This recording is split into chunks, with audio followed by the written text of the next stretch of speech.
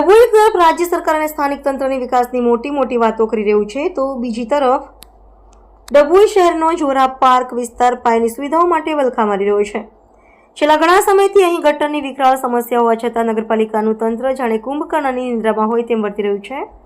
ગટરના ગંદા પાણી વચ્ચે જીવવા મજબૂર નાગરિકો જોરા પાર્ક વિસ્તારમાં આશરે 50થી વધુ રહેણાંક મકાનો અને 100 જેટલા નાના મોટા કારખાનાઓ આવેલા છે। ગટર લાઇનનો ઉભરાવાને કારણે ગંદુ પાણી આખા રોડ પર ફરી વળ્યું છે। આ ગંદકીને કારણે સમગ્ર વિસ્તારમાં અસહ્ય દુર્ગંધ ફેલાઈ છે, જેનાથી રોગચાળો ફાટવાની ભીતિ સેવાઈ રહી છે। પવિત્ર રમજાન માસમાં પણ હાલમાં પવિત્ર રમજાન માસ ચાલી રહ્યો છે। મુસ્લિમ બિરાદરો જ્યારે ઇબાદત માટે જતા હોય છે ત્યારે રસ્તા પર ફેલાયેલા ગટરના ગંદા પાણીના કારણે ચાલવું પણ મુશ્કેલ બની ગયું છે। નગરપાલિકાના નવા ઉમેરાયેલા 4 ગામોનો વિકાસ કેવી રીતે કરશે? જો શહેરના રહેણાંક વિસ્તારો જ દીવા તળે અંધારું જેવી સ્થિતિ હોય તો આસપાસના ગ્રામ્ય વિસ્તારોના વિકાસની વાતો માત્ર કાગળ પર જ રહેશે તેમ લાગી રહ્યું છે। સ્થાનિકોની ચીમકી, જો આગામી દિવસોમાં ગટરની આ ગંભીર સમસ્યાનો કાયમી નિકાલ નહીં આવે તો ડભોઈના જાગૃત નાગરિકો દ્વારા ઉગ્ર આંદોલન કરવાની ફરજ પડશે। વર્ષથી અહીં પાણી નીકળવાનું ચાલુ થયું છે, હજુ તક એનો પ્રોબ્લેમ સોલ્વ થતું નથી। અમે પૈસા બી ઉઘરાઈને રાખ્યા છે, એમને ભરવા બી જઈએ છીએ, પેલા પણ એમને ભરવા પણ વારંવાર અમને પાછા જ મોકલી આપે છે। શું થયું છે હું ખબર નહીં।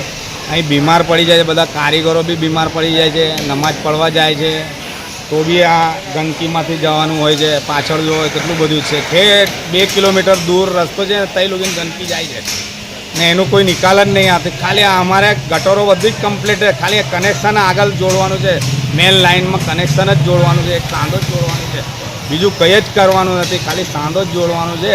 એ સાંધો જોડાઈ જાય તો બધું ચાલુ પાણી નીકળતું બહાર થઈ જાય। પૈસા બી અમે ભરવા ગયા છે, બધી રીતે પૈસા ઉઘરાઈને બધા કનેથી ઉઘરાઈને બી ભરવા છે। એ પૈસા ભરી દઈએ તો એમનું પેલું એ વેરો બી ચાલુ થઈ જાય, વેરો બી અમે આપવા તૈયાર છે। નગરપાલિકાને વેરો બી આપવા છે, ગટર વેરો, સફાઈ વેરો। અમુક જનોને અમને કહેવાનું છે, વિનંતી છે અમારી કે અમે વારંવાર પૈસા લઈને આવીએ છીએ, એ લોકો પૈસા સ્વીકારવા રાજી નથી કે ભાઈ એનું સમાધાન શું છે, અમને તમે કહો તો અમે તેનું કંઈ બી નિવારણ કરીએ અમે, બરાબર છે। પણ આ અમારું તમે કરી આપો તો તમારી બહુ મોટી મહેરબાની।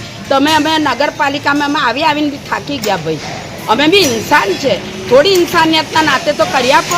તમે બી ઇન્સાન છો તો અમારી આટલી અરજી સ્વીકારો, પૈસા લઈ લો, એનું સમાધાન કંઈ બી કરો આ સુવિધાનું, બરાબર છે। તો આટલી તમારી મહેરબાની રહેશે કોઈ ઇન્સાનના માટે। આ પગલાં પડે છે, અમે કેવી રીતે જઈએ ને આવીએ, છોકરા સ્કૂલ કેવી રીતે જાય, મદ્રસે કેવી રીતે જાય, આ રસ્તો એક જ છે ભાઈ મારા।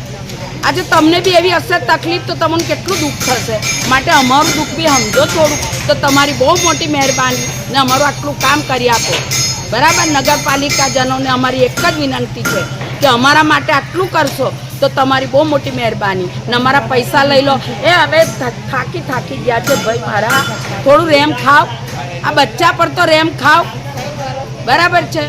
હા।